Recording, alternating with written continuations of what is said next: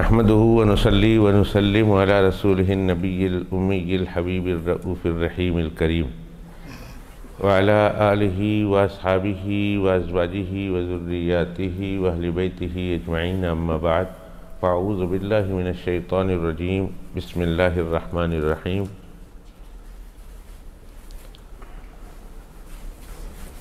فإن حاجوك فقل أسلمت وجهي لله ومن اتبعني وقل للذين أوتوا الكتاب والأميين أأسلمتم فإن أسلموا فقد اهتدوا وإن تولوا فإنما عليك البلاغ والله بصير بالعباد صدق الله العظيم. اللهم صل على محمد وعلى آل محمد كما صليت على إبراهيم وعلى آل إبراهيم إنك حميد مجيد. اللهم بارك على محمد وعلى آل محمد كما باركت على إبراهيم وعلى آل إبراهيم إنك حميد مجيد. يا حي يا قيوم لا إله إلا أنت يا ذا الجلال والإكرام برحمتك أستغيث. أستغفر الله ربي من كل ذنب وأتوب إليه. أستغفر الله ربي من كل ذنب وأتوب إليه. أستغفر الله ربي من كل ذنب وأتوب إليه.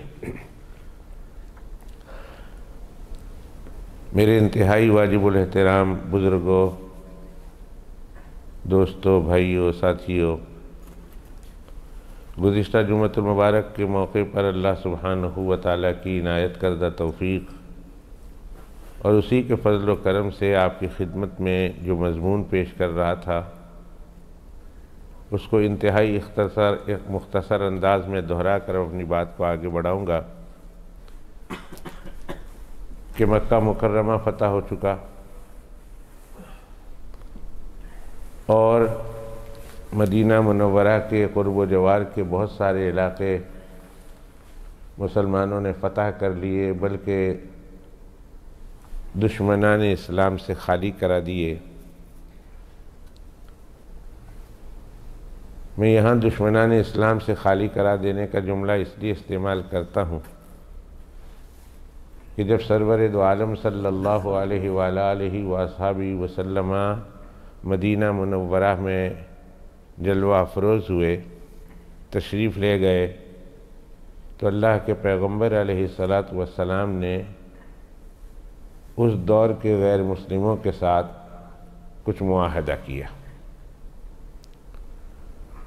اور معاہدے کی مین شق یہ تھی کہ ہم آپس میں صلح سے اور محبت سے اور پیار سے اور اتفاق سے رہیں گے۔ اگر تمہارے کسی دشمن نے تم پر حملہ کیا تو ہم تمہاری مدد کریں گے، اور ہمارے کسی دشمن نے ہم پر حملہ کیا تو تم ہماری مدد کرو گے، اور کسی ایک کے دشمن کا ہم ساتھ نہیں دیں گے۔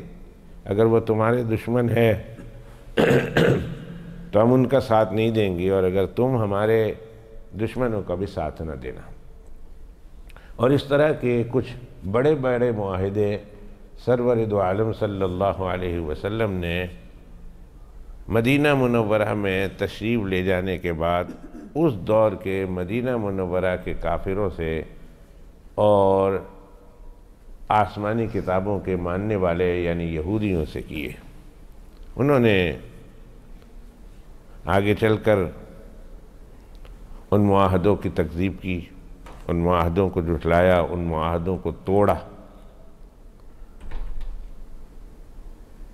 ظاہر ہے کہ جب مسلمان طاقت میں آ گئے اور ان کی خرمستیاں اور ان کی شرارتیں کسی طرح بھی کم نہ ہوئی تو سرور دو عالم صلی اللہ علیہ وسلم نے ان کو مدینہ بدر کر دیا، مدینہ سے نکال دیا۔ بلکہ آگے چل کر جب ان کی مستیاں حد سے زیادہ بڑھ گئی اور مسلمانوں کے خلاف مقابل بن کے آئے تو پھر سرور دو عالم صلی اللہ علیہ وسلم نے انہیں ان بستیوں سے بھی نکال دیا جو مدینہ منورہ سے باہر تھی۔ کیا کیا کیا انہوں نے، یہ ایک الگ داستان ہے۔ بنو نذیر، بنو قریظہ، بنو قینقاع اور خیبر، یہ وہ قبیلے اور علاقے تھے جہاں یہودیوں کا بہت زبردست تسلط تھا،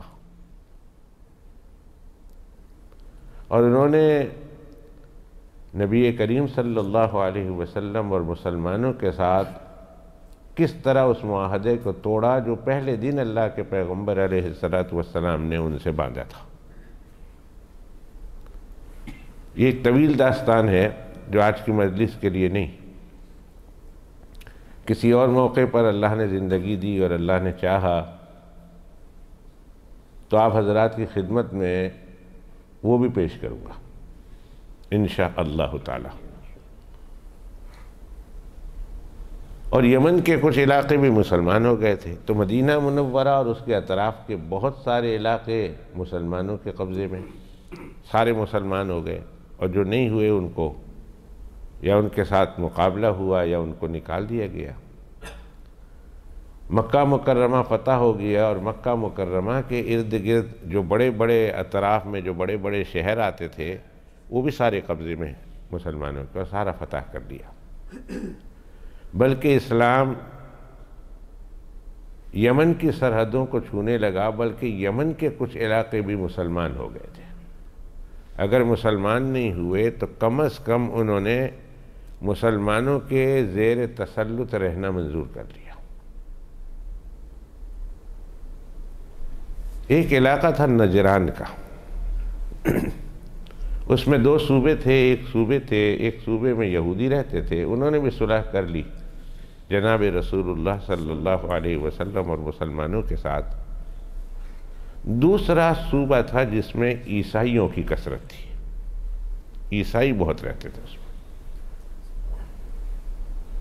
جناب نبی کریم صلی اللہ علیہ وسلم نے ان کے بادشاہ کی طرف، ان کے لیڈر کی طرف، ان کے مصلح کی طرف، ان کے چیف کی طرف ایک خط لکھا،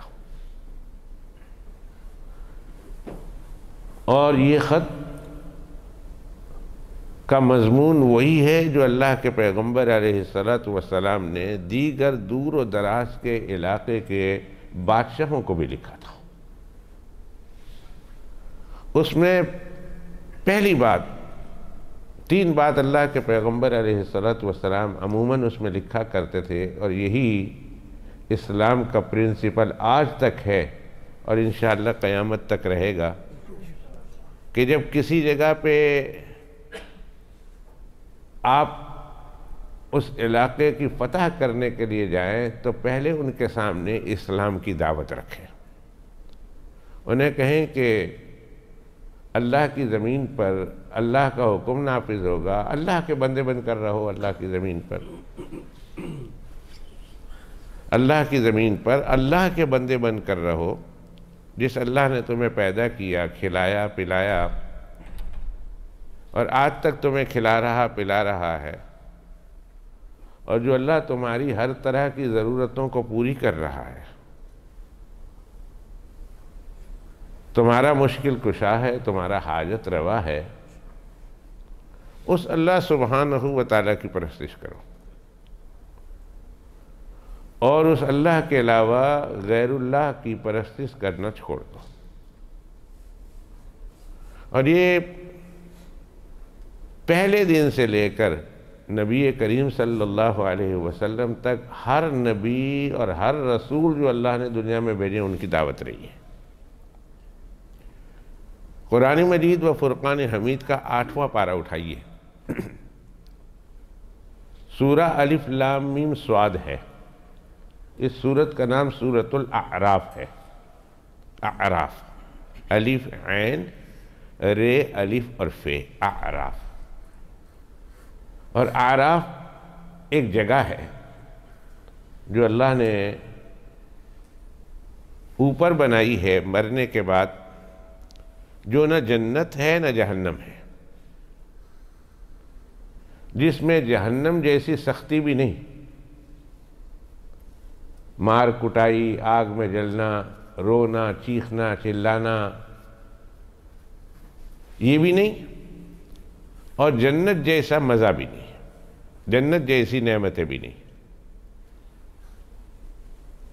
یہ وہ لوگ ہوں گے اس میں کہ جن کے نیکیاں اور جن کے گناہ برابر ہوں گے، اللہ سبحانہ و تعالیٰ ان کو وہاں رکھیں گے، اور اتنی دیر تک رکھیں گے جتنی دیر تک اللہ چاہیں گے۔ پھر ظاہر ہے کہ اللہ سبحانہ و تعالیٰ ان کے ایمان کی وجہ سے انہیں جنت میں بھیجیں گے۔ چونکہ اس صورت میں اصحاب اعراف کا تذکرہ ہے، اس لیے اس صورت کا نام سورۃ الاعراف ہے۔ وَنَادَى أَصْحَابُ الْأَعْرَافِ رِجَالًا يَعْرِفُونَهُمْ بِسِيمَاهُمْ۔ تو اس جملہ اعراف کو اللہ تعالیٰ نے پسند کر کے اس سورت کا نام اعراف رکھ لیا۔ اوپر ایک جگہ ہے جو ویٹنگ روم کی طرح ہے، جب جہنم کو دیکھیں گے تو ان کا دل کھٹا ہو جائے گا، اور جب جنت کو دیکھیں گے تب پریشان ہو جائیں گے، ہم کب جائیں گے اس میں، ہم کب جائیں گے اس میں، کب جائیں گے اس میں۔ بعض لوگوں کا بہت لمبا رہنا ہوگا، اور بعض لوگوں کا اس میں مختصر وقت رہنا ہوگا۔ ظاہر ہے کہ وہاں جنت کی نعمتوں کو دیکھ کر ایک ایک سیکنڈ کا گزارنا مشکل ہے۔ اس میں دنیا میں ہم کسی صاحب نعمت کو دیکھتے ہیں تو ہمارا بھی تو جی للچاتا ہے کہ ہم بھی اس طرح آرام کے ساتھ، موج کے ساتھ، عیش و عشرت کے ساتھ، مستی کے ساتھ زندگی گزارے ہیں جس طرح وہ گزار رہا۔ کسی کے اچھے مکان کو دیکھ کر کبھی دل للچاتا ہے، کبھی کسی کے اچھی گاڑی کو دیکھ کر دل للچاتا ہے، کبھی کسی کے اچھے پہناوے کو دیکھ کر دل چاہتا ہے، کبھی کسی اچھے کھانے کو دیکھ کر دل للچاتا ہے،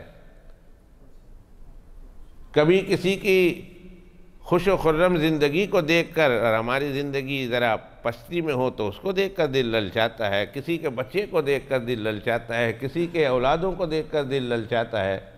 غرض ہے کہ دنیا میں بہت سارے لوگوں کے بہت سارے دل للچانے کے وجوہات ہوتے ہیں،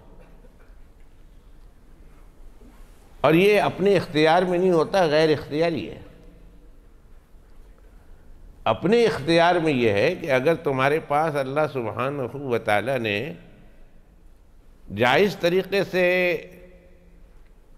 اس کے حصول کا طریقہ بتایا ہے تو اس کو حاصل کرنے میں کوئی حرج نہیں ہے، اور اگر جائز طریقہ نہیں ہے تو خبردار ناجائز طریقے سے اس کے عیش و عشرت کو حاصل کرنے کی کوشش مت کرو۔ یہ ہے طریقہ۔ دیکھ کر للچانا بھی برا نہیں، اور اس کو حاصل کرنا بھی برا نہیں۔ اگر کسی کے گھر اچھا صوفہ دیکھا، آپ اچھا صوفہ لے سکتے ہیں، شرط یہ ہے کہ آپ اپنے حلال پیسے سے لے لیں۔ یہ علیحدہ بات ہے کہ شریعت مطہرہ کیا پریفر کرتی ہے، لینا چاہیے یا پھر تمہیں قناعت کرنا چاہیے، یہ الگ مسئلہ ہے۔ لیکن اگر تم لینا چاہو تو اس کے لینے میں حرج کوئی نہیں ہے۔ حلال طریق شرط یہ ہے کہ حلال طریقے سے، حلال پیسے سے ہو۔ اب تم نے بہرحال لینا ہے، چاہے حلال طریقے سے ہو یا حرام طریقے سے ہو، جائز طریقے سے ہو یا ناجائز طریقے سے ہو، پھر تو گناہ ہے۔ تو جب انسان دنیا میں کسی کی اچھی چیز کو دیکھ کر اس کا دل للچاتا ہے، تو آخرت میں وہ جنت جو اس کے اینڈ آف دی ڈے اس کے حق میں اللہ نے لکھی ہے، اب وہ اس کو دیکھ کر اس کا دل کیوں نہیں للچائے گا؟ وہ تو کہے گا اللہ میرا وقت جلدی پورا کر تاکہ میں جاؤں اور جا کر وہاں بھی عیش و عشرت کروں جس طرح میرے دوسرے لوگ، میرے دوسرے بھائی عیش و عشرت کر رہے ہیں۔ جنت کا تو ایک ایک لمحہ قیمتی ہے، اور جنت کی ایک ایک نعمت دنیا و ما فیہا سے بہتر ہے۔ دنیا اور اس دنیا میں جو کچھ ہے اگر کسی انسان کو دے دیا جائے اور اس سے کہا جائے کہ کیا تم یہ ساری چیزیں جنت کے ایک انچ زمین یا 1 فٹ زمین یا 1 میٹر زمین کے بدلے ایکسچینج کرنے کے لیے تیار ہو، تو وہ آنکھ بند کر کے ایکسچینج کے لیے تیار ہو جائے گا۔ شرط یہ کہ اس کو پتہ چل جائے کہ جنت کیا ہے اور کیسی ہے۔ آج جو ہم جنت کے خواہش مند نہیں ہیں نا، اور جنت کو حاصل کرنے کی وہ تگ و دو نہیں کر رہے ہیں جو ہمیں کرنی چاہیے، اس کی وجہ یہ ہے کہ ابھی تک ہم نے جنت کو دیکھا نہیں، اور جناب رسول اللہ صلی اللہ علیہ وسلم کی باتوں پر ابھی تک اس پر ایسا یقین نہیں ہوا کہ گویا ہم نے اپنے علم سے جنت کو دیکھ لیا ہو. ایسا نہیں ہوا.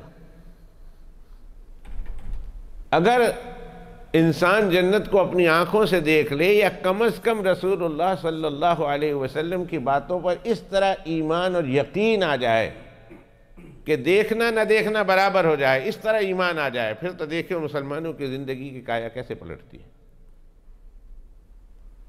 میں پہلے حضرت علی رضی اللہ تعالیٰ عنہ کا ایک جملہ سناتا ہوں اور اس کے بعد ایک واقعہ سناتا ہوں انتہائی مختصر، کہ سیدنا علی المرتضیٰ کرم اللہ وجہہ الکریم ارشاد فرماتے ہیں کہ اگر آج جنت میرے سامنے اپنی تمام زیب و زینت کے ساتھ آ جائے، کھل جائے، اللہ مجھے جنت کا نقشہ میری آنکھوں میں کھول دے،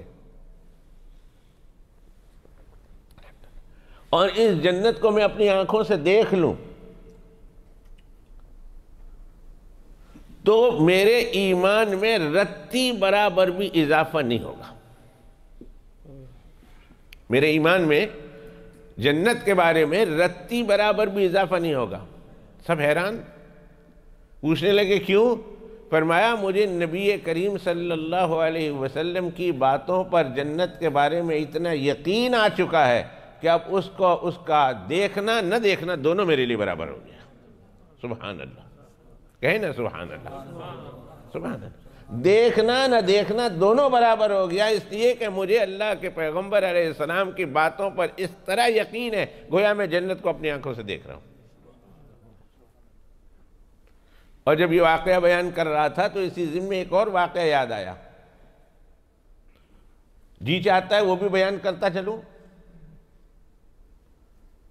کہ حضرت ماریہ قبطیہ، سارے مل کر کہیں رضی اللہ تعالی عنہا،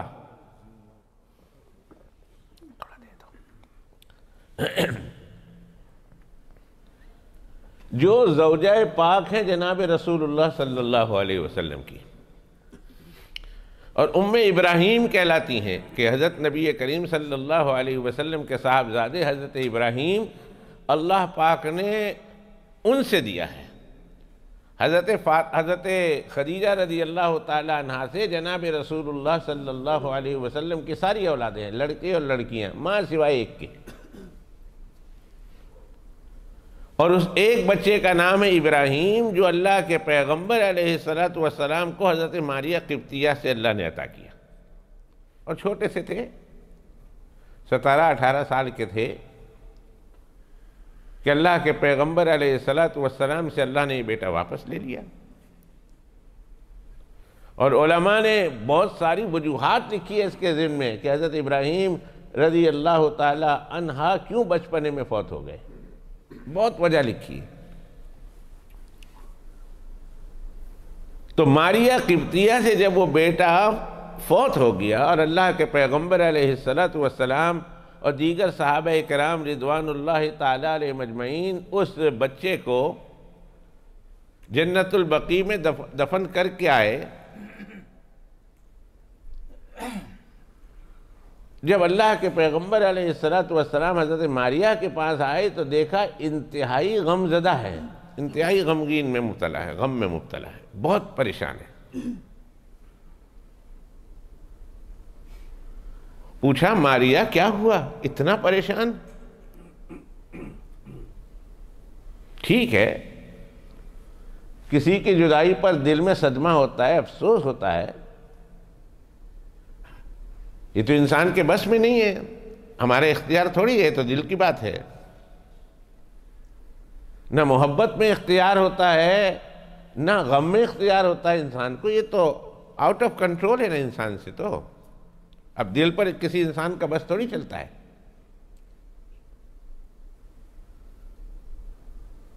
لیکن کچھ آثار اللہ کے پیغمبر علیہ السلام نے ایسے دیکھے جس سے معلوم ہوا کہ بہت ہی غمزدہ ہیں، اور اتنا غمزدہ نہیں ہونا چاہیے.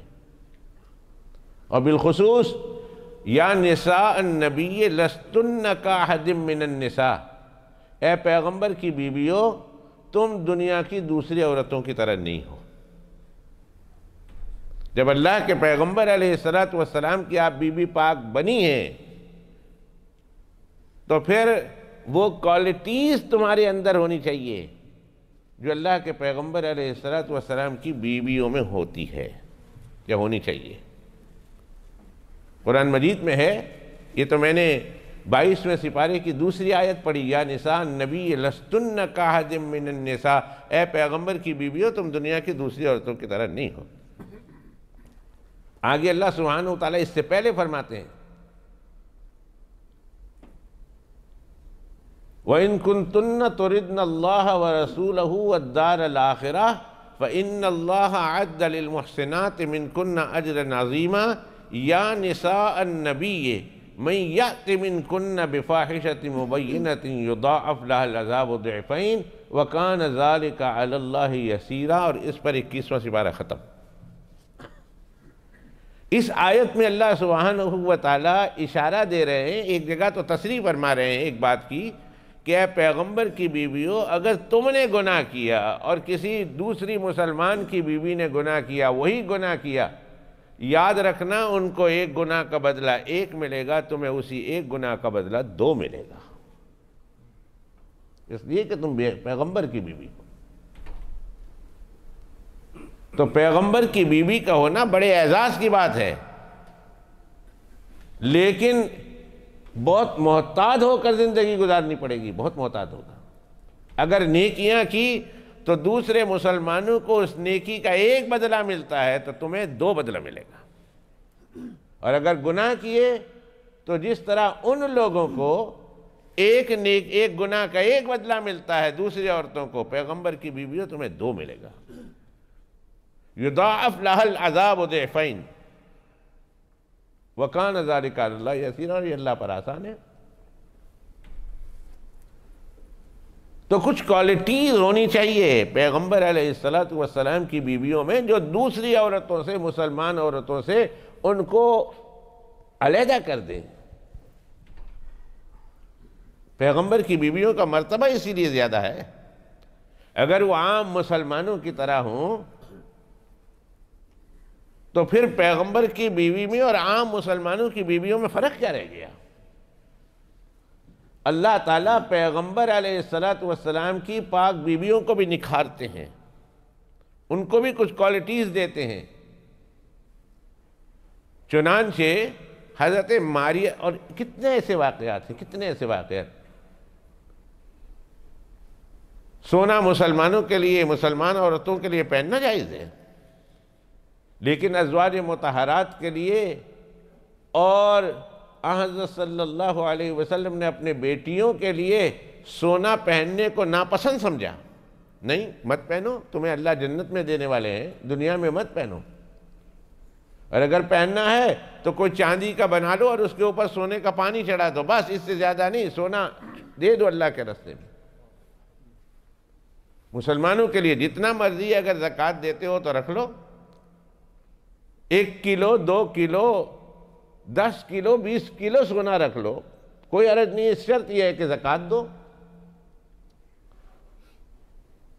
لیکن پیغمبر علیہ السلام کی پاک بیویوں کے لیے یہ ہے کہ نہ، سونا بے شک عورتوں کے لیے اللہ نے حلال کیا، مگر تم پیغمبر کی بیویاں ہو، تمہارے لیے جواز کے باوجود بھی نہ رکھنا بہتر ہے، دے دو۔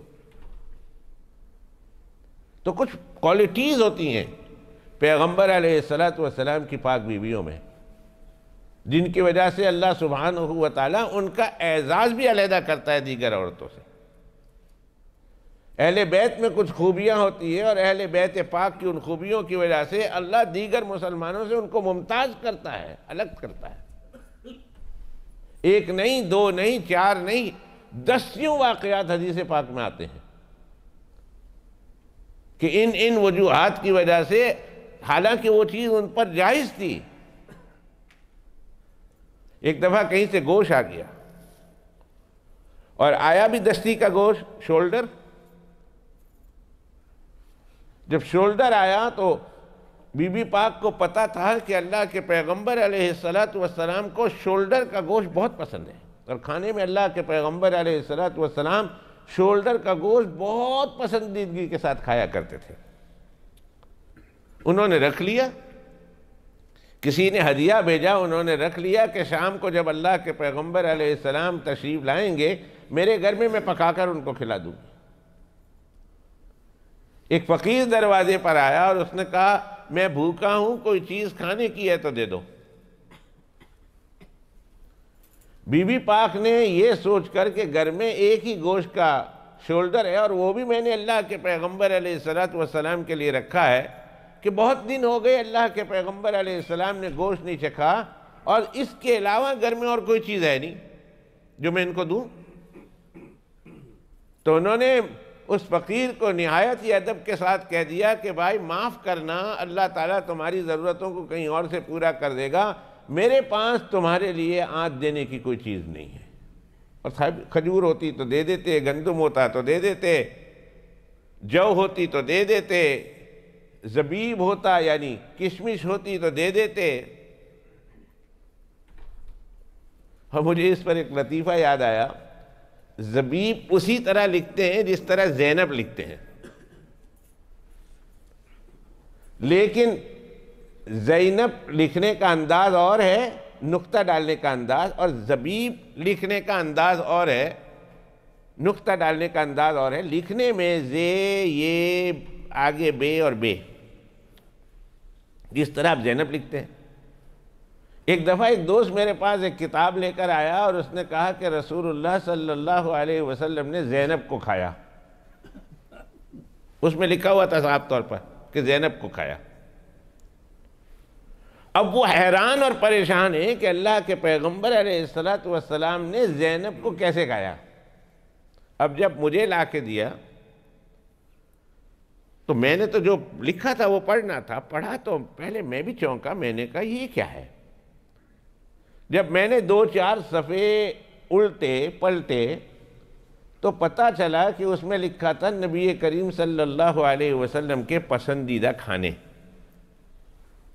کہ اللہ کے پیغمبر علیہ السلام کو کھانے میں کیا کیا چیز پسند تھی۔ تو فوراً میرے ذہن میں آ گیا یہ زینب نہیں ہے، یہ زبیب ہے، یہ زینب نہیں، یہ زبیب ہے۔ میں نے کہا بھائی لکھنے والے کاتب نے نقطہ ڈالنے میں آگے پیچھے کر دیا ہے، اس بیچارے کو پتہ نہیں ہوگا، کوئی صرف لکھنے میں ماہر ہوگا، عالم نہیں ہوگا، جانتا نہیں ہوگا، اس نے لکھ دیا ہوگا، اصل میں یہ لفظ زبیب ہے، زینب نہیں ہے۔ کہنے لگا میں سوچ سوچ کر حیران رہ گیا کہ یہ زینب کو کس طرح کھایا۔ تو اسی طرح لکھتے ہیں زبیب، اور زبیب عربی میں کشمش کو کہتے ہیں، زبیب۔ تو نہیں ہوگا کوئی ایسی چیز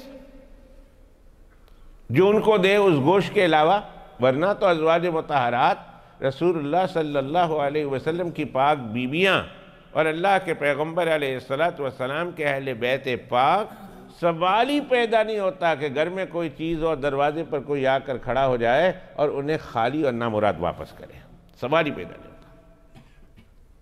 یہ عام صحابہ کرام رضوان اللہ تعالی علیہ مجمعین کا سخاوت کا یہ حال ہے کہ قرآن مجید میں اللہ نے قرآن مجید میں ایک آیت اتاری، وَمَن يُوقَ شُحَّ نَفْسِهِ فَأُولَئِكَ هُمُ الْمُفْلِحُونَ وَيُؤْثِرُونَ عَلَىٰ أَنفُسِهِمْ وَلَوْ كَانَ بِهِمْ خَصَاصَةٌ۔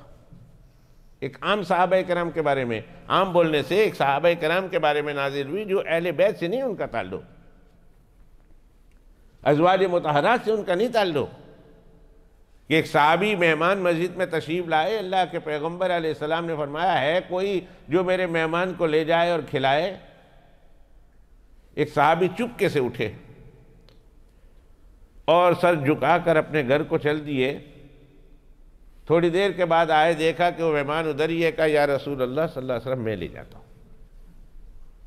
چنانچہ وہ لے گئے، کھلایا پلایا سلایا۔ صبح کو جب مسجد میں تشریف لائے تو اللہ کے پیغمبر علیہ السلام نے فرمایا، ارے او بھائی جو کل کو میرے مہمان کو لے گئے تھے وہ ذرا سامنے تو آئے۔ وہ سامنے آئے، تشریف لائے۔ فرمایا کہ تم نے کل رات میرے مہمان کے ساتھ کیا تو کیا کیا؟ اب وہ گھبرائے، رو پڑے، یا رسول اللہ جتنا کچھ اویلیبل تھا میں نے سب کچھ ان کے سامنے رکھ دیا۔ آپ نے پوچھا میرا مہمان ہے، کوئی اسے کھانے لے جا سکتا ہے، کھلانے لے جا سکتا ہے؟ تو میں گھر گیا اور گھر جا کر بیگم سے پوچھا کوئی چیز ہے؟ بیگم نے کہا ہمارے لیے تو کوئی چیز نہیں ہے، البتہ یہ چھوٹا ہمارا بیٹا ہے، اس کے لیے اس کی مقدار کا کھانا ہے، بس اور کچھ نہیں۔ تو میں نے اپنی اہلیہ سے کہا کہ تم جو ہے اس کو کسی طرح بہلا کر پھسلا کر سلا دو، اس کو کوئی ماں باپ اپنے دل پر ہاتھ رکھ کر یہ واقعہ سنیں، اپنے بیٹے کو بھوکا سلانا، کھانا موجود اس کے لیے، اور کسی کے خاطر، مہمان کے خاطر اپنے بیٹے کو بھوکا اور جو ہے سلا دینا، یہ کوئی چھوٹا واقعہ نہیں ہے۔ اس کے لیے بہت بڑا جگر چاہیے، اس کے لیے بہت بڑا گردہ چاہیے، اس کے لیے اللہ سبحانہ و تعالیٰ کے یہاں سے اس کے نتیجے میں جو ملنے والا ہے اس پر پورا یقین اور اذعان چاہیے، ورنہ کون اپنے بیٹے کو بھوکا سلاتا ہے؟ میرے سامنے میرا بیٹا ہے، بھوکا سو جائے، اور میں کسی اور، وہ کہتے ہیں اول دیش بعدہ درویش، فارسی کا ایک مقولہ ہے اول خیش بعدہ درویش، کہ پہلے اپنا خیال رکھو پھر بعد میں کسی اور کا خیال رکھنا، یہ دنیا والوں کا۔ پر صحابہ کرام رسول اللہ صلی اللہ علیہ وسلم کے تربیت یافتہ اور ان کے شاگردوں کا حال سنیں، یہ ہیرے تھے واقعی، یہ ڈائمنڈ واقعی ڈائمنڈ تھے، اور ان کو ڈائمنڈ بنانے والے ہاتھ جناب رسول اللہ صلی اللہ علیہ وسلم کے، اللہ کے پیغمبر علیہ السلام نے ان کو ہیرا بنایا۔ یہ کسی عام جوہری نے اور کسی عام گولڈ اسمتھ نے ان کو ہیرا نہیں بنایا، ان پتھر کو تراشا ہے تو جناب رسول اللہ صلی اللہ علیہ وسلم نے تراشا ہے، اور جس کو اللہ کا پیغمبر نبی آخر الزمان تراشے، اندازہ لگا لو کہ اس تراشے کا عالم کیا ہوگا۔ جب ان کا یہ عالم ہے، اللہ کے پیغمبر علیہ السلام کے ہاتھ مبارک کا یہ کمال ہے کہ ابو بکر آتا ہے صدیق بن کے جاتا ہے، عمر آتا ہے فاروق اعظم بن کے جاتا ہے، عثمان آتا ہے ذی النورین بن کے جاتا ہے، حضرت علی آتے ہیں اسد اللہ الغالب بن کے جاتے ہیں، سیدنا حسن اور سیدنا حسین آتے ہیں تو جنت کے جوانوں کے سردار بن کے نکلتے ہیں۔ یہ وہ مدرسہ ہے کہ اس مدرسے سے کوئی عام آدمی نہیں نکلتا۔ خالد آتے ہیں تو اسد اللہ الغالب سیف اللہ بن کے نکلتے ہیں، اور حضرت ابو عبیدہ آتے ہیں، حضرت جو ہے مصعب آتے ہیں، اور حضرت بلال آتے ہیں، حضرت سلمان آتے ہیں۔ جب حضرت سلمان کہاں، ایران کے رہنے والے، اور جب اللہ کے پیغمبر علیہ السلام دیکھ رہے ہیں کہ صحابہ کرام آپس میں سلمان کے بارے میں لڑ رہے ہیں، ایک صحابی کہتے ہیں کہ سلمان ہم میں سے ہیں، یہ بھی ہماری طرح ہجرت کر کے آئے ہیں، ہم لوگ بھی مکہ مکرمہ سے ہجرت کر کے آئے ہیں، اس لیے سلمان ہمارے گروپ میں ہوگا۔ اور مدینہ منورہ والے کہتے ہیں کہ سلمان ہمارے گروپ میں ہوگا، اس لیے کہ تمہارے آنے سے پہلے سلمان یہاں پہنچ چکا تھا، مدینہ منورہ کا کہلا تھا، اس لیے سلمان ہمارے گروپ میں ہوگا۔ جب اللہ کے پیغمبر علیہ السلام نے اس دو جماعت کو لڑتے ہوئے دیکھا سلمان کے بارے میں تو فرمایا سلمان منا من اہل البیت، ارے سننے والو سنو، سلمان تم سے بھی نہیں اور تم سے بھی نہیں، سلمان تو ہمارے ساتھ تعلق ہے، اہل بیت سے اس کا تعلق ہے۔ کہاں ایران کا رہنے والا سلمان، اور کہاں اللہ کے پیغمبر علیہ السلام فرماتے ہیں سلمان منا من اہل البیت، سلمان تو ہمارا ہے، ہم کلیم کرتے ہیں یہ ہمارا ہے۔ تو ایسے ایسے ہیرے تراشے، خدائے رب العزت و جلال کی قسم کھا کے کہتا ہوں، آج سے بہت پہلے یہ جملہ کہہ چکا ہوں، اور آج اللہ سبحانہ و تعالی پھر میری زبان پر یہ جملہ لایا بڑے عرصے کے بعد کہ اللہ کے پیغمبر علیہ السلام کے معجزات کتنے ہیں، اس کی تعداد کوئی نہیں گن سکتا، بلکہ میں یہ جملہ کہتا ہوں، یہ جملہ میرا یاد رکھنا کہ اللہ کے پیغمبر علیہ السلام کا ہر صحابی اللہ کے پیغمبر کا معجزہ ہے۔ 1,24,000 2,62,000 جتنے بھی صحابہ ہیں، 1,24,000 ہو یا 2,65,000 ہو، جتنے بھی صحابہ کرام ہیں، صحابہ اور صحابیات، ہر ایک صحابی رسول اللہ صلی اللہ علیہ وسلم کا اپنا معجزہ ہے۔ صرف یہی معجزات اتنے ہو گئے، اور پھر ان سے نکلنے والے جتنے معجزات ہیں اور اولیاء کرام کی کرامتیں ہیں، یہ بھی در حقیقت رسول اللہ صلی اللہ علیہ وسلم ہی کا معجزہ ہے۔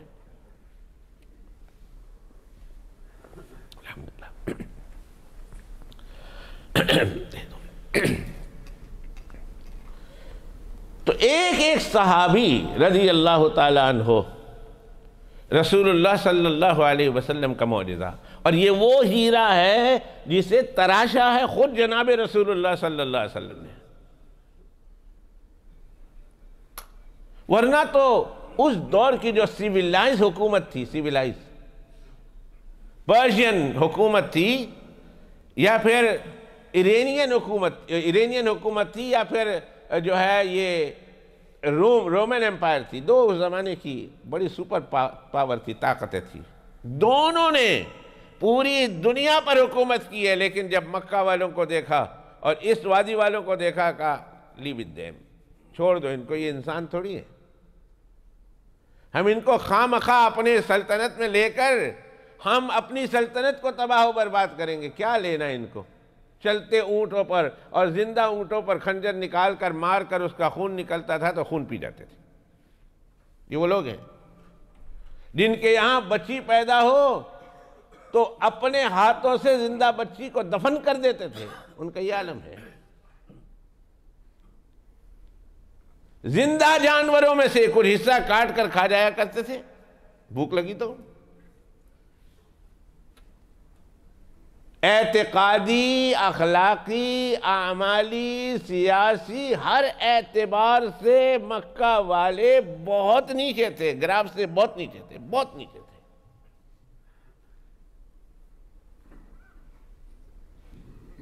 لیکن ایک وہ زمانہ آیا.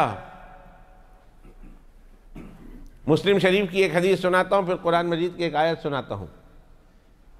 مسلم شریف میں جناب رسول اللہ صلی اللہ علیہ وسلم کا ارشاد ہے، ان اللہ تعالی نظر الی اہل الارض. فرماتے ہیں جناب رسول اللہ صلی اللہ علیہ وسلم، ابھی مجھے اللہ نے بھیجا نہیں تھا اس قوم کی طرف، ابھی مجھے اللہ نے نبی بنا کر اس قوم کی طرف روانہ نہیں کیا تھا. اس سے پہلے کہ میں نبی بنا کر ان کی طرف بھیجا جاؤں، اللہ نے زمین والوں پر نظر ڈالی. ان اللہ تعالی نظر الی اہل الارض، زمین والوں کو اللہ نے دیکھا. فَمَقَتَهُمْ عَرَبَهُمْ وَعَجَمَهُمْ إِلَّا غَبَرَ أَهْلَ الْكِتَابِ، سوائے چند اہل کتاب کے جو انجیل کو ماننے والے تھے، وہ پہاڑوں پر، چوٹیوں پر اور پھر غاروں میں اور انسانیت سے ہٹ کر، ان لوگوں سے ہٹ کر جنگلوں میں، ویرانوں میں، بیابانوں میں چلے گئے تھے. ان کے علاوہ اللہ تعالیٰ نے جس کو زمین پر دیکھا، سب سے اللہ کو نفرت ہوئی کہ بھئی میں نے بنایا تھا ان کو کس کام کے لیے، کر کیا رہے ہیں. اللہ کو بہت غصہ آیا، بہت غصہ آیا کہ کر کیا رہے ہیں. بھیجا اس لیے تو نہیں تھا ان کو، پیدا ان کو اس لیے تھوڑی کیا تھا. اللہ کی رحمت کو جوش آیا اور اللہ تعالیٰ نے ان لوگوں کی اصلاح کے لیے جناب رسول اللہ صلی اللہ علیہ وسلم کو مبعوث فرمایا. یہ حدیث پاک ہے. اور جب وہ ہیرا تراشنے والا جب آیا اور ایک ایک پتھر کو اٹھایا اور اٹھانے کے بعد اس کو ہیرے میں تراشا، ہیرے میں ڈالا،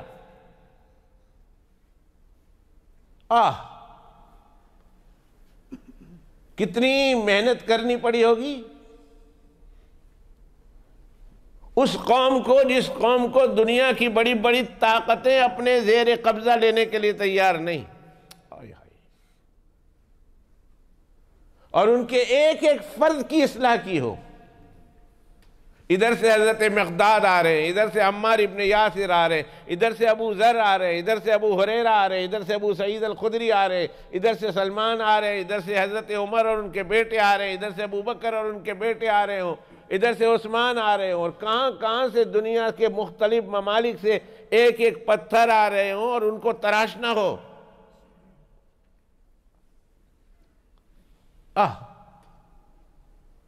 درفشانی نے تیری قطروں کو دریا کر دیا. کیا شعر ہے! اتنا مجھے پسند ہے کہ اکیلا ہوتا ہوں تو بھی گنگناتا ہوں. یہاں تو گنگنا نہیں سکتا، یہاں تو سیدھے سادھے لفظوں میں کہتا ہوں. اکیلا ہوتا ہوں، کون سننے والا، طرز میں مارتا ہوں. درفشانی نے تیری قطروں کو دریا کر دیا، آنکھوں کو روشن کر دیا، دل کو بینا کر دیا. کہتے درفشانی نے تیری قطروں کو دریا کر دیا، آنکھوں کو روشن کر دیا، دل کو بینا کر دیا، یا آنکھوں کو بینا کر دیا، دل کو روشن کر دیا۔ آگے فرماتے ہیں جو نہ تھے راہ پر اوروں کے ہادی بن گئے، جو نہ تھے راہ پر اوروں کے ہادی بن گئے۔ محمد کیا نظر تھی جس نے مردوں کو مسیحا کر دیا، کیا نظر تھی کہ صرف انہوں نے ان کو دیکھ کر صرف ان کو زندہ نہیں کیا، ان کو مسیحا کر دیا کہ وہ دوسرے دنیا کی قوموں کو جگانے والے بن گئے، ان کی اصلاح کرنے والے بن گئے۔ کیا نظر تھی، جو نہ تھے راہ پر اوروں کے ہادی بن گئے۔ کیا نظر تھی اے محمد تیری کہ جس نے مردوں کو مسیحا کر دیا۔ ایک ایک ان میں ایسے ہیرے تراشے کہ قیامت تک کے آنے والے انسانوں کے لیے ان کی زندگی رہنمائی بن گئی۔ یا اللہ یا اللہ یا اللہ، انسان تو انسان رہے، ان ہیروں کو ایسے تراشا کہ جانور بھی ان کی اطاعت کرنے لگ گئے، جانور بھی۔ نافع ابن عقبہ کا واقعہ پڑھ لیں، افریقہ کے جنگل میں پہنچے، ساتھیوں فتح کر لیا، ساتھیوں نے کہا یہ جگہ فوجی اعتبار سے بہت زبردست ہے، ہمیں یہاں فوجی چھاونی بنانی چاہیے۔ دیگر ساتھی اور مقامی ساتھی کہنے لگے مت بنانا، ادھر یہ جنگل ہے اور جنگل میں بڑے بڑے درندے ہیں، بڑے بڑے جانور ہیں، خونخوار جانور جو انسان کا خون پی جاتے ہیں، چیر پھاڑ جاتے ہیں۔ یہاں آدمی گیا تو گیا، ختم، پھر اس کے آنے کی واپس امید مت رکھو، ایسے ایسے جانور ہیں یہاں۔ فرمایا جانوروں کو چھوڑو، تم بتاؤ یہ جگہ فوجی چھاونی کے اعتبار سے بننی مناسب ہے؟ لوگوں نے کہا مناسب تو ہے لیکن جانور ہے، فرمایا چھوڑ دو اس کو، کل صبح جانا۔ فجر کی نماز پڑھی اور فجر کی نماز کے بعد کہا میرے پیچھے چلو۔ پیچھے چلے، جنگل کے کنارے پر پہنچے، یہاں سے جنگل شروع ہوتا ہے۔ ساتھیوں کو کہا تم پیچھے کھڑے ہو جاؤ، پیٹھ کی طرف کھڑا کر دیا اور جنگل کی طرف منہ کر دیا۔ اور یہ میں کوئی کہانی کی کتاب سے نہیں، حدیث پاک سے سنا رہا ہوں۔ اور اس واقعات کو صرف اپنوں نے نہیں، غیروں نے بھی لکھا ہے، غیر مسلموں نے بھی اپنی کتاب میں تحریر کیا ہے کہ مسلمانوں کے حالات کیسے تھے۔ اسی لیے W ہنٹر بڑا اچھی بات لکھ کر گیا، بہت عجیب بات لکھ کر گیا، اور اس کی وہ بات جب میں پڑھتا ہوں شرما جاتا ہوں، اور آپ لوگ سنیں تو آپ کو بھی شرمانا چاہیے، یعنی آپ سے مراد آپ نہیں، پورے مسلمانوں کو شرمانا چاہیے۔ W ہنٹر لکھتا ہے کہ اگر اسلام کو دیکھنا ہو تو قرآن میں، حدیث میں اور اسلامی کی کتابوں میں دیکھ لو، اور مسلمانوں کو دیکھنا ہو تو قبرستان میں جا کے دیکھ لو۔ اسلام کو اگر معلوم کرنا ہو تو کتابوں میں معلوم کرو، اور مسلمانوں کو اگر دیکھنا ہو تو قبرستان جا کے معلوم کرو۔ وہ مسلمان چلے گئے جو مسلمان حقیقی کہلانے کے قابل تھے، ہم تو نام کے رہ گئے ہیں۔ اللہ ہمیں کام کا بھی مسلمان بنا دے، اللہ صرف ہمیں نام کا نہیں، اللہ ہمیں کام کا بھی مسلمان بنائے۔ اللہ ہمارے اندر اسلام کی وہ حرارت ہے، اللہ سبحانہ و تعالیٰ اس حرارت کو دوبارہ پیدا کر دے، دوبارہ زندہ کر دے۔ کہا جانور کی طرف، جنگل کی طرف منہ کر لیا،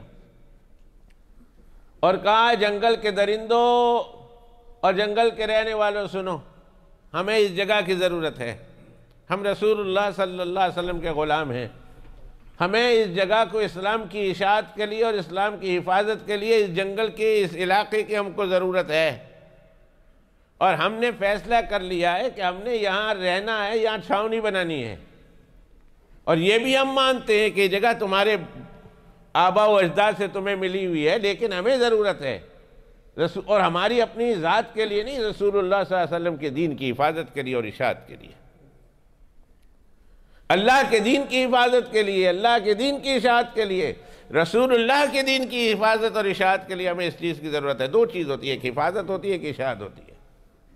اشاعت یعنی دین کو پھیلانے کے لیے، اور حفاظت ہوتی ہے کہ دین کی حفاظت کے لیے۔ دو کام ہوتے ہیں مسلمانوں کے ذمے، ایک دین کی اشاعت کرو اور دوسرے دین کی حفاظت کرو۔ ایسا نہ ہو کہ آگے بڑھتے جاؤ اور پیچھے سے دشمن واپس آتے رہیں، نہ، یہ کہ ایک مسلمان اشاعت کریں اور دوسری حفاظت بھی کریں اسلام کی سرحدوں کی، ہمیں ضرورت ہے اس کے لیے۔ اس لیے ہم تمہیں 3 دن دیتے ہیں، 3 دن کے اندر اندر جنگل خالی کر دو اور ادھر سے دوسری طرف نکل جاؤ۔ اگر 3 دن کے بعد ایک جانور بھی نظر آیا ہم مار دیں گے اور اس کا گناہ ہمارے سر پہ نہیں ہوگا۔ یہ جملہ کہا اور وآخر دعوانا ان الحمدللہ رب العالمین کہہ کر ساتھیوں سے کہا چلو۔ تو مقامی لوگ ابھی مسلمان ہوئے تھے، ہنسنے لگے، اے جانور نے، اے انسان نہیں جیڑا تہاڈی بات سن لے سمجھ لے، اے جانور ہیں اور خونخوار جانور ہیں، اور 3 دن آپ نے دیا ہے کہ نکل جاؤ۔ حیرت کی انتہا نہ رہی جب یہ دیکھا کہ ابھی مسلمان اپنے گھروں کو، اپنی چھاونیوں کو آئے نہیں تھے کہ جانور وہاں سے ٹریول کر رہے ہیں۔ شیر نہیں اپنے کندھوں پر، اپنے پیٹھ پر اپنے بچوں کو بٹھائے ہوئے، تیندوے اپنے بچوں کو بٹھائے ہوئے، اور دوسرے جانور اپنے اپنے بچوں کو بٹھائے ہوئے اور اپنے اپنے چھوٹے چھوٹے بچوں کو اپنے منہ میں لیے ہوئے اور انڈے لیے ہوئے وہاں سے سفر کر رہے ہیں۔ 3 دن کے اندر اندر پورا جانور خالی ہو گیا، اور اس طرح 3 دن میں وہ جنگل جانور سے خالی ہوا کہ اس کے بعد جب تک صحابہ کرام وہ رہے ہیں، اب تو وہ ملک بن گیا ہے، تب تک کسی ایک کو کوئی ایک جانور بھی نظر نہیں آیا، جس کی بات انسان نہیں جانور سنتے ہوں۔ جانور حضرت سفینہ رضی اللہ تعالی عنہ ایک صحابی ہیں، نام ان کا کچھ اور تھا، اللہ کے پیغمبر علیہ السلام نے ان کو کہہ دیا سفینہ۔ بہت اتنا مال اٹھاتے تھے، اتنا مال اٹھاتے تھے لوگوں کا، اتنی قوت اور طاقت والے تھے کہ اللہ کے پیغمبر علیہ السلام نے ایک دن فرمایا تو انسان ہے یا کشتی؟ سفینہ کشتی کو بولتے ہیں، تو کیا ہے، کشتی ہے کہ انسان ہے؟ اس دن سے انہوں نے اپنا نام بھی سفینہ رکھ دیا اور دوسروں کو کہتے تھے میرا نام سفینہ ہے۔ گئے ایک دفعہ جنگل سے گزر رہے ہیں، رستہ گھوم گئے، اب جنگل سے گزرنا تھا، دوسری طرف جانا تھا، کہا جاتا ہوں اللہ کا نام لے کر، جیسے جانے لگے سامنے سے شیر، خونخوار شیر گھراتا ہوا ان کی طرف بھاگا۔ انہوں نے کہا سن اے شیر سن، میں رسول اللہ صلی اللہ علیہ وسلم کا رسول اور نمائندہ ہوں، میں ان کا غلام ہوں اور میں ان کے کام کے لیے جا رہا ہوں، رستہ بھول گیا ہوں تمہارے شہر میں اور تمہارے ایریے میں نے قدم رکھ دیا، مجھے آنے کا شوق نہیں تھا، میں تو اللہ کے پیغمبر علیہ السلام کے کام کے لیے جا رہا ہوں، بھول کر یہاں آ گیا ہوں، اگر مجھے کچھ ہو گیا اور میں رسول اللہ کا پیغام جس کو دینا ہے اس تک نہیں پہنچا سکا، قیامت کے دن تمہیں پوچھا جائے گا، تمہیں پوچھا جائے گا کہ تم نے رسول اللہ کے اس پیغام کے پہنچانے میں رکاوٹ کیوں بنے ہو۔ اللہ اکبر کبیرہ۔ ہے آج ہم میں کوئی یہ کہے اس جانور سے، کیا وہ لوگ تھے یار؟ جب ہم کتابوں میں واقعات پڑھتے ہیں، سنتے ہیں، سناتے ہیں تو آدمی کو پتہ لگتا ہے یہ مولوی شاید بہک گیا ہے، ادھر سے چھٹک گیا اس کے ادھر سے، سمجھتا ہے کہ نہیں کیا کہہ رہا ہے، کیا بول رہا ہے، سمجھتا بھی ہے کہ نہیں کہ کس، ارے بھائی میں اس کی بات کر رہا ہوں جس کو رسول اللہ نے تراشا ہے صلی اللہ علیہ وسلم۔ اپنے آپ کو نہ دیکھو کہ ہمارے ساتھ زندگی میں ایسا نہیں ہوتا، ارے ہمیں ہمارے ماں باپ نے تراشا ہوگا، ہمیں استادوں نے تراشا ہوگا، ہمیں دوستوں نے تراشا ہوگا، اور وہ تھے جن کو اللہ کے آخری نبی نے تراشا ہے اور اللہ نے بھیجا ہی تھا ان کو تراشنے کے لیے۔ جب بھیجا اللہ نے ان کو تراشنے کے لیے، جب انہوں نے محبوب نے انہیں تراشا ہوگا تو کیسے تراشے ہوں گے، کیسے گئے ہوں گے وہ لوگ؟ کوئی اندازہ لگا سکتا ہے کہ جس کو اللہ اپنے آخری نبی صلی اللہ علیہ وسلم کو تراشنے کے لیے بھیجے کہ جاؤ میرا محبوب، اور وہ تمام پیغمبروں کی خوبیاں لے کر آیا ہو، تمام پیغمبروں کی، آدم علیہ السلام سے لے کر عیسیٰ روح اللہ تک، یہ تو پہلے دن عطا کر دی گئی تھی، یہ خوبیاں تو میرے آقا صلی اللہ علیہ وسلم کو پہلے دن عطا کر دی گئی تھی، اور جو آگے بڑھتے رہے، 40 سال ہو گئے، 50 سال ہو گئے، ان خوبیوں میں اضافہ ہوتا گیا، اس کا کون اندازہ لگائے گا؟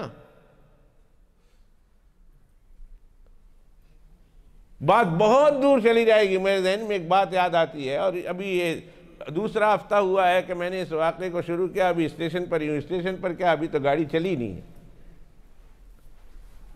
لیکن بتانا میری مجبوری ہے، جو دل میں آتا ہے، جو اللہ ڈالتے ہیں وہی کہتا ہوں، اور خدائے رب العزت و جلال کی قسم کھا کے کہتا ہوں یہ جو مضمون ہے میں سوچا تک نہیں تھا، میرے خواب و خیال میں بھی نہیں تھا کہ جمعہ کے دن جا کر میں نے یہ مضمون کہنا ہے یا کبھی اس کو چھیڑنا ہے یا اس کے پاس سے گزرنا ہے۔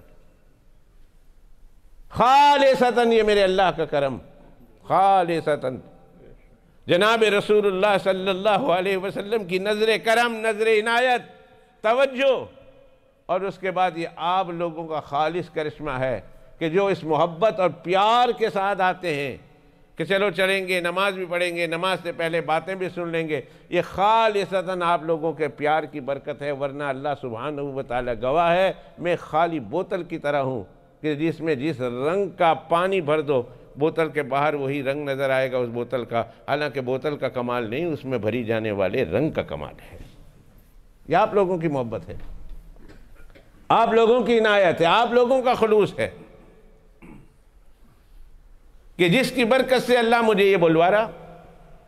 اللہ سے دعا ہے اللہ مجھے بھی، اللہ آپ کو بھی کل قیامت کے دن رسول اللہ صلی اللہ علیہ وسلم کی شفاعت نصیب فرمائے۔ اللہ کے پیغمبر علیہ السلام کی محبت ہمیں اس دنیا میں بھی عطا کرے اللہ کے پیغمبر علیہ السلام، اور ہمیں موت نہ آئے اس وقت تک جب ہم پیغمبر کے محبوبوں میں شمار ہمارا نہ ہو جائے۔ اور بالخصوص میں اپنے مسجد کے نمازیوں کے لیے دعا کرتا ہوں اور جلدی آنے والوں کے لیے دعا کرتا ہوں کہ اللہ سبحانہ و تعالی میرے ان آنے والے ایک ایک ساتھیوں کو اللہ اپنے محبوب کا غلام بنائے۔ کل قیامت کے دن میدان محشر میں اللہ کے پیغمبر علیہ السلام ہمیں ڈھونڈ کر ہمارا ہاتھ پکڑ کر ہمیں جنت میں داخل کرائے، اللہ ہمیں ایسا بنا دے، اللہ ایسا بنا دے، اللہ ایسا بنا دے۔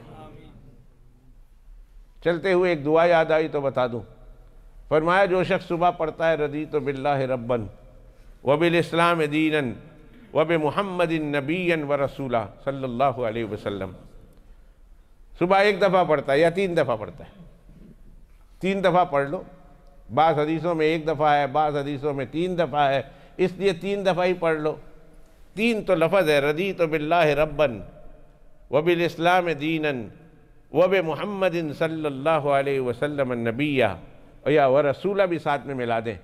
فرمایا اللہ کے پیغمبر علیہ السلام نے صبح شام 3 مرتبہ پڑھنے والوں کو میں میدان محشر میں ڈھونڈوں گا کہ کہاں ہیں وہ لوگ جو یہ صبح شام 3 دفعہ دعا پڑھتے تھے، میں ان کا ہاتھ پکڑوں گا اور جب تک چھوڑوں گا نہیں جب تک کہ انہیں جنت میں داخل کرا کے نہ ہوں، نہیں چھوڑوں گا ان کا ہاتھ، جب تک میں جنت میں داخل کرا کے نہ آ جاؤں اس وقت تک ان کا ہاتھ چھوڑنے کا نہیں۔ صبح شام 3 دفعہ پڑھ لو۔ تو خیر میں یہ کہہ رہا تھا کہ اللہ کے پیغمبر علیہ السلام کو وہ چیزیں اللہ نے اس وقت عطا کی جب اللہ کے پیغمبر علیہ السلام کی ولادت باسعادت ہوئی۔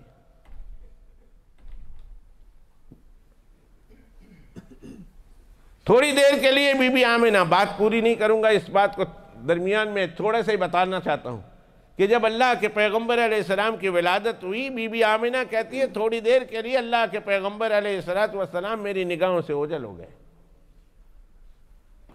گم گئے، میں بڑی پریشان۔ تو آواز آئی کہ اس کو لے جاؤ مشرق میں، اس کو لے جاؤ مغرب میں، اس کو لے جاؤ شمال میں، اس کو لے جاؤ جنوب میں، اور سارے دنیا کی اس کو سیر کراؤ، اور پھر آدم علیہ السلام سے لے کر عیسیٰ روح اللہ تک ایک ایک پیغمبروں میں جو خوبیاں تھی، اللہ سبحانہ و تعالی جناب رسول اللہ صلی اللہ علیہ وسلم کے بارے میں فرماتے ہیں کہ وہ تمام کی تمام خوبیاں کہ جن خوبیوں کی وجہ سے اللہ کے وہ پیغمبر ممتاز تھے، وہ ایک ایک خوبیاں اس پیغمبر کے اندر جمع کر دو۔ یہ پہلے دن کی بات ہے۔ تو پھر جب ان خوبیوں پر اور ان اخلاق پر اللہ کے پیغمبر علیہ السلام نے پوری زندگی گزاری ہوگی تو اندازہ لگائے وہ کمال کہاں پہنچا ہوگا وہ۔ اور اللہ ان سے کہہ رہے ہیں کہ میں ان لوگوں کو تراشنے کے لیے پیغمبر بھیجتا ہوں تمہیں، جاؤ ان کو تراشو، ان کو بناؤ۔ اور پھر پیغمبر علیہ السلام نے جس طرح ان کو بنایا ہوگا، ہائے ہائے ہائے، کیسے تراشا ہوگا، کیسے بنایا ہوگا، کیسے اپنے اخلاق میں ان کو گولا ہوگا، ہم اور آپ جب صحابہ کرام کی باتیں سنتے ہیں تو عموماً ایسا ہوتا ہے وہ سمجھتے ہیں وہ عام انسانوں کی طرح انسان ہے. بے شک وہ انسان تھے مگر عام انسانوں کی طرح نہیں، اللہ کے پیغمبر علیہ السلام کے محبوب اور یار تھے. اللہ کے پیغمبر علیہ السلام نے ان کو تراشا ہے. ہم کسی کو جا کر پتھر دیتے ہیں کہ بھئی یہ پتھر ہے، اس پتھر کو یہ فلاں کلر کا، اس کو ہم نے اس انگوٹھی میں ڈالنا ہے، اس کو تراشو. اور جب وہ اچھی طرح فٹ کرتا ہے تو ہم کہتے ہیں واہ کیا تو گولڈ اسمتھ ہے، کیا تو جولرز ہے، اور تو کیا سونار ہے، اتنا خوبصورت تراشا. میں تو سمجھتا تھا تراشا نہیں جائے گا، تم نے تراش دیا. ہاں تم اس پتھر کی اور اس سونار کی تعریف کرتے ہو تو کبھی اس پیغمبر کی بھی بات یاد رکھ لو کہ جس کو اللہ سبحانہ و تعالیٰ نے اس قوم کی طرف بھیجا تھا کہ جب اس قوم کو اللہ سبحانہ و تعالیٰ دیکھتے تھے پہلے ان کے بھیجے جانے سے پہلے تو اللہ کو غصہ آتا تھا. کہا جاؤ ان کو جا کے سدھارو، ان کو جا کے بناؤ، اور ان کو جا کے نکھارو، اور ان کو جا کے تراشو. اور پیغمبر علیہ السلام اپنے تمام تر اعلیٰ اخلاق کے ساتھ، اوصاف کے ساتھ، جو اس سے پہلے ایسا تراشنے والا آیا نہیں، اس سے پہلے ایسا تراشنے والا آیا نہیں، اور اس تراشنے والے نے ایسا تراشا ہے کہ اس جیسا تراشا نہیں گیا ہے. دو بات یاد رکھنا، اس جیسا تراشنے والا اور اس جیسا بنانے والا آیا نہیں، اور اس نے جو بنایا ہے اس جیسا کوئی بنا نہیں ہے. نبیوں کے بعد، رسولوں کے بعد سب سے اونچا مقام ان کا، سب سے بڑا درجہ ان کا. اللہ اکبر کبیرہ. پھر قرآن شریف کہتا ہے جب پھر ہم نے دیکھا ان کو تو اولئک ھم الصادقون، اولئک ھم الراشدون، اولئک ھم المہتدون، اولئک ھم المفلحون. اور اس طرح بڑے بڑے القابات سے اللہ پاک فرماتے ہیں میں نے ان کو نوازا ہے کہ یہ کتنے اونچے ہیں. یہی لوگ ہیں راشد، یہی لوگ ہیں ہادی، یہی لوگ ہیں مفلح، اور یہی لوگ ہیں کہ جن پر میں نے اپنا خاص فضل نازل کیا ہے. یہی لوگ ہیں. تو کیا بولا حضرت سفینہ نے کہ میں تو رسول اللہ کا غلام ہوں صلی اللہ علیہ وسلم، میں اپنی طرف سے نہیں آیا تمہارے درمیان، میں تو اللہ کے پیغمبر کا پیغام لے کر کہیں جا رہا ہوں. سب مل کر کہیں صلی اللہ علیہ وسلم. میں تو اللہ کے پیغمبر کا پیغام لے کر جا رہا تھا، رستہ بھول گیا ہوں، تمہارے درمیان آ گیا ہوں. اگر تم نے مجھے اپنی خوراک بنا لیا، اللہ کے پیغمبر علیہ السلام تک میرا پیغام، ان تک جہاں پہنچانا تھا ان کا پیغام میں نہیں پہنچا سکا، اور نقصان ہو گیا دین کو، تو قیامت کے دن تم سے اللہ پوچھا جائے گا. اللہ پوچھیں گے. یا اللہ، یہ شیر کے آنکھوں میں آنکھیں ڈال کر حضرت سفینہ بات کر رہے ہیں رضی اللہ تعالیٰ عنہ. یا اللہ. ایک صحابی رضی اللہ تعالیٰ عنہ گھوڑے پر سوار ہو کر غزوے میں ہے، لڑائی میں ہے، اور غزوہ کر رہے ہیں. یہ ایک تیسرا واقعہ سنا رہا ہوں. لڑ رہے صبح سے دوپہر، اور دوپہر سے شام ہونے کو آئی. آخر گھوڑا تھا، تھک گیا. بہت گمسان کی لڑائی اور گمسان کا رن پڑا ہوا تھا. دشمن بھی بہت زیادہ تھے، وہ بھی نہیں اسٹاپ ہو رہے ہیں، اور یہاں سے مسلمانوں کو بھی اسٹاپ ہونے کی فرصت ہی نہیں. لڑ رہے ہیں. گھوڑا تھک گیا، بیٹھ گیا. اب وہ صحابی رضی اللہ تعالیٰ عنہ اترے ہیں، اور یہ میں آپ کو صحیح حالات واقعات سنا رہا ہوں، کوئی کسی کمزور کتابوں سے نہیں، کسی قصے کہانی کی کتابوں سے نہیں. اس صحابی رضی اللہ تعالیٰ عنہ نے گھوڑے کے کان میں کچھ کہا.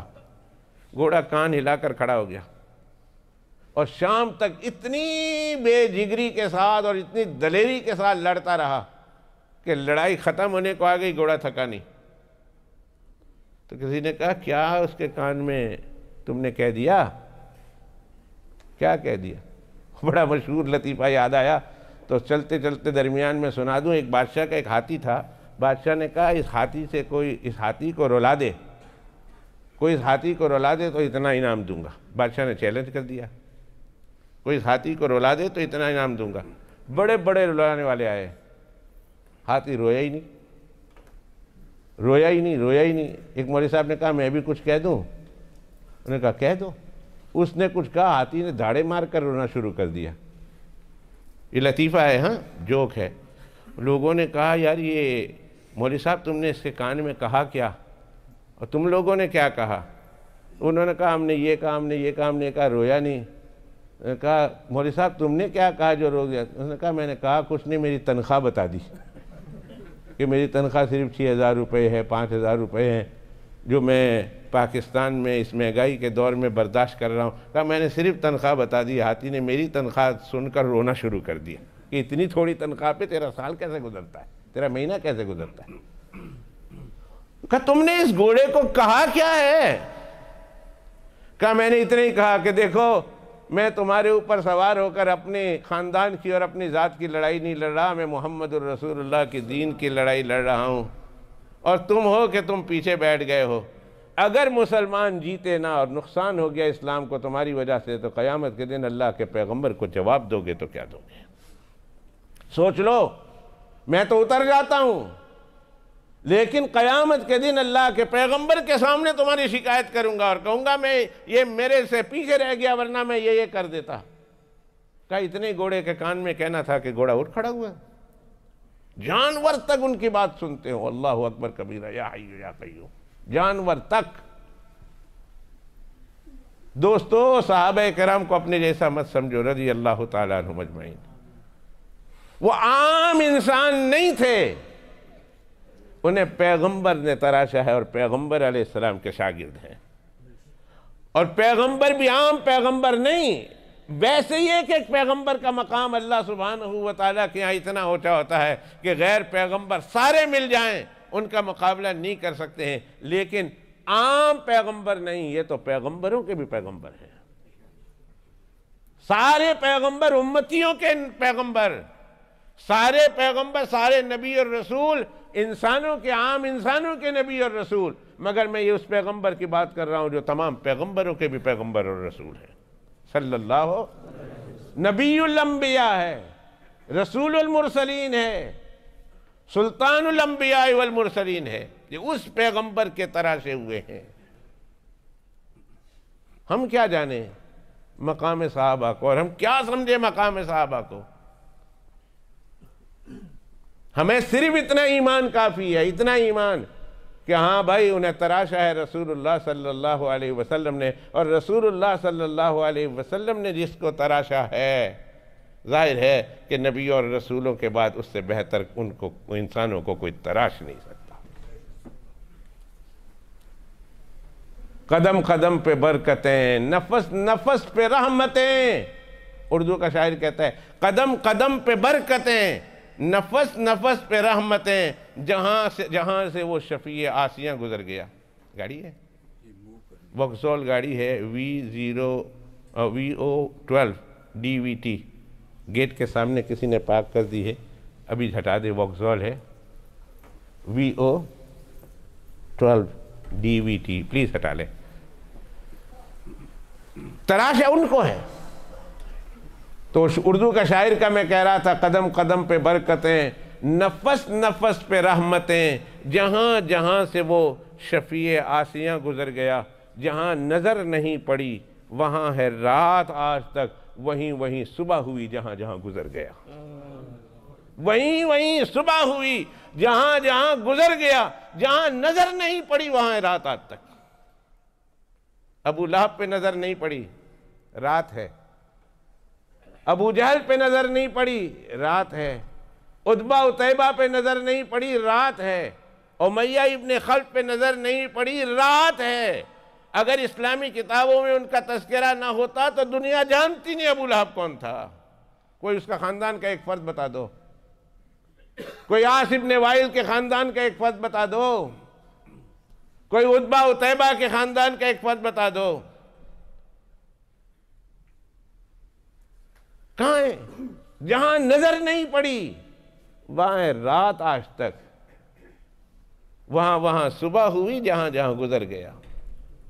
ابو بکر پہ نظر پڑی، عمر پہ نظر پڑی، عثمان پہ پڑی، حیدر کرار پہ پڑی، حسن پہ پڑی، حسین پہ پڑی، سلمان پہ پڑی، مقداد پہ پڑی، عمار پہ پڑی، خالد پہ پڑی، طلحہ زبیر پہ پڑی، سعد اور سعید پہ پڑی، ابو عبیدہ بن الجراح پر پڑی، ابو ہریرہ پر پڑی، جہاں جہاں نظر پڑی وہاں صبح ہوئی۔ تو بات میں وقت ہو گیا، میں اس جملے کو ختم کرتا ہوں، اس واقعے کو، صرف اس بات کو کہ حضرت سفینہ نے شیر کی آنکھوں میں آنکھ ڈال کر کہا کہ میں تو رسول اللہ کا غلام ہوں صلی اللہ علیہ وسلم، مجھے انہوں نے ایک پیغام کے لیے بھیجا ہے، اگر تم کھا لیتے ہو ٹھیک ہے کھا لو، میں تمہاری خوراک بن جاؤں گا، لیکن پیغام نہیں پہنچا اور نقصان ہوا دین اسلام کو تو قیامت کے دن تمہاری گردن ناپی جائے گی، مجھے کیا ہے۔ کہتے ہیں کہ شیر نے جب یہ سنا فوراً بیٹھ گیا، ان کے تلوے چاٹنے لگا، پاؤں چاٹنے لگا، اور پھر شیر نے جنگل کی طرف منہ کیا، دم ہلائی، گویا سگنل دیا کہ آپ میرے پیچھے پیچھے چلے آؤ، اور پیچھے پیچھے چلتے رہے یہاں تک کہ سامنے شہر نظر آیا۔ شیر کھڑا ہو گیا ایک جگہ پر، اور شیر نے جھک کر سلام کیا، غرایا گویا سلام کر رہا ہے۔ حضرت سفینہ رضی اللہ تعالی عنہ اس گاؤں کی طرف، اس شہر کی طرف چلے گئے، اور شیر واپس جنگل پہ چلا گیا۔ تو جس کے غلام جس کے یہ لوگ سنتے ہو، جانور سنتے ہو، عام صحابہ کرام کی بات کر رہا ہوں، تو پھر اہل بیت پاک اور ازواج مطہرات ان کی کیا شان ہوگی۔ قرآن شریف کی میں نے ایک آیت سنائی، یا نساء النبی من یات منکن بفاحشۃ مبینۃ یضاعف لها العذاب ضعفین وکان ذلک علی اللہ یسیرا۔ 21واں سپارہ ختم ہوتا ہے اس آیت پر، گھر جا کر آیت دیکھ لینا، ترجمہ پڑھ لینا، مطلب ساتھ میں لکھا ہو، اگر آپ کے پاس تفسیر ہو تو تفسیر پڑھ لینا۔ فرمایا پیغمبر کی بیوی ہو، تم عام بیویوں کی طرح نہیں ہو، اگر تم نیکی کرو گے تو جس طرح عام انسانوں کو صلہ ملتا ہے تمہیں ڈبل صلہ ملے گا، اس لیے کہ پیغمبر کی بیوی ہو۔ تو حضرت ماریہ رضی اللہ تعالی عنہا خاموش بیٹھی ہوئی، خاموش بیٹھی ہوئی ہیں، تو پوچھا کیا ہوا؟ کہا مجھے اپنا بیٹا یاد آ رہا، ابراہیم یاد آ رہا، یہیں سے میں نے اپنی بات کو چلائی تھی۔ کہا مجھے اپنا بیٹا یاد آ رہا، پتہ نہیں دودھ کا اس کا وقت ہو گیا، کتنے پریشان ہوگا وہ، دودھ کے لیے رو رہا ہوگا، ماں تھی نا۔ تو اللہ کے پیغمبر علیہ السلام نے فرمایا ماریہ وہ قبر میں اب تھوڑا ہے، وہ تو جنت کی حوروں کی گودوں میں کھیل رہا ہے، اللہ نے اس کے لیے جنت میں دودھ پلانے والیاں مقرر کر دی ہے۔ ان فی الجنت لمرضعا، اس کے لیے اللہ نے جنت میں دودھ پلانے والیاں مقرر کر دی ہے، اور ماریہ وہ جنت کی عورتوں کا دودھ پی رہا ہے۔ اور اگر تجھے یقین نہیں آتا تو ماریہ اٹھ، میں تمہیں ابھی دکھا دیتا ہوں، زمین پر کھڑا کر کے میں تمہیں تمہارے بیٹے کو جنت میں حوروں کی گودوں کے ہاتھوں میں دکھا دیتا ہوں، اٹھ ماریہ۔ حضرت ماریہ بیٹھی رہی، فرمایا اٹھنا، بیٹھی رہی، کہا اٹھنا۔ حضرت ماریہ نے کہا نہیں، کہا کیوں؟ فرمایا آپ نے فرما دیا، میں نے دیکھ لیا، شاید میرے دیکھنے میں گڑبڑی ہو سکتی ہے مگر میرے محبوب آپ کے فرمانے میں گڑبڑی نہیں ہو سکتی، میرا دیکھنا غلط ہو سکتا ہے مگر آپ کا فرمانا غلط نہیں ہو سکتا، آپ نے فرما دیا، میں نے مان لیا ہے، گویا میں نے اپنی آنکھوں سے دیکھ لیا ہے۔ اور یہ بات میں نے شروع کی تھی ان کے ایمان کے حوالے سے، بات یہیں ادھوری رہ گئی، اللہ نے چاہا تو اگلے جمعۃ المبارک کے موقع پر پھر ایک مرتبہ اس مضمون کو یہیں سے شروع کروں گا۔ دعا کیجئے اللہ نے جو بلوایا ہے اللہ عمل کی توفیق عطا فرمائے، اللہ ہمیں موت دے دے، آخری دعا، اللہ ہمیں موت دے دے لیکن صحابہ کرام کا گستاخ اور بے ادب نہ بنائے۔ موت آ جائے، موت آنا منظور ہے مگر صحابہ کرام کا گستاخ اور بے ادب اور ان کی توہین کرنے والا بننا منظور نہیں ہے۔ کل قیامت کے دن اگر ہمارے آقا کا گریبان ہمارے گریبان تک ہاتھ پہنچ گیا اور کہا جس کو میں نے تراشا ہے تم نے ان کی بے ادبی کی ہے، کیا جواب دیں گے؟ تم نے ان پر تانا قسم۔ یہ در حقیقت اگر پتھر خراب بنے تو پتھر کا قصور نہیں ہوتا، کس کا قصور ہوتا ہے؟ تراشنے والے کا قصور ہوتا ہے۔ جن کو میں نے تراشا ہے تم نے ان پر انگلی اٹھائی، گویا تم نے ان پر نہیں اٹھائی، تم نے مجھ پر اٹھائی ہے۔ یہی جمعہ کے خطبے میں پڑھتے ہیں علماء کرام، اللہ اللہ فی اصحابی، لا تتخذوہم غرضا من بعدی، فرمایا اللہ سے ڈرتے رہنا، اللہ سے ڈرتے رہنا میرے صحابہ کرام کے بارے میں، میرے بعد ان کو نشانہ مت بنانا۔ کیوں؟ من احبہم فبحبی احبہم ومن ابغضہم فببغضی ابغضہم، جو ان سے محبت کرتا ہے وہ مجھ سے محبت کرتا ہے اس لیے ان سے محبت کرتا ہے، اور جو ان سے نفرت کرتا ہے وہ ان کی ذات کی وجہ سے نہیں، وہ اس لیے ان سے نفرت کرتا ہے کہ وہ مجھ سے نفرت کرتا ہے۔ ان کی نفرت کو اللہ کے پیغمبر نے اپنی نفرت بتایا، ان کی محبت کو اللہ کے پیغمبر علیہ السلام نے اپنی محبت بتایا۔ اور ہم ظاہر ہے کہ اللہ کے پیغمبر علیہ السلام سے محبت کرنے والے ہیں، لہذا ہمیں اللہ کے پیغمبر علیہ السلام کے تراشے ہوئے ہیرے کے ساتھ بھی محبت کرنی چاہیے۔ اللہ مجھے بھی خالص عطا فرمائے، اللہ آپ کو بھی یہ خالص محبت عطا فرمائے۔ وآخر دعوانا ان الحمدللہ رب العالمین وصلی اللہ علی النبی الامی الکریم۔